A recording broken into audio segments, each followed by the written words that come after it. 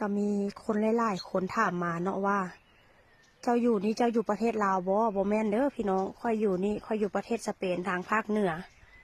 แต่ว่าบ่อนค่อยอยู่นี่มันเป็นบ้านสวนเนาะเป็นบ้านพักตากอากาศมันจะค่อนข้างแบบว่าใกล้ชิดธรรมชาติ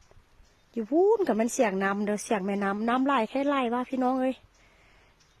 อันนี้เป็นมุมที่แบบว่าค่อยเคยถ่ายอยู่อันถึงน่ะถึงบ้านให้เบิ่งเนาะอันนี้ก็เป็นมุมที่แบบว่าอยู่ข้างล่างอันนี้เป็นข้าวบาเล่เด้อข้าวบาเล่เขาจะปลูกไว้อันเฮ็ดขนมปังแล้วกับพุ่นเป็นดินอยู่หันเขาเจ้ากระปลูกอัน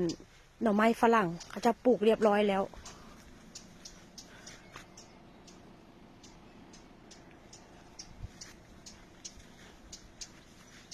อันนั้นก็เป็นหมู่บ้านอ่างซีนเสียงนกเสียงกา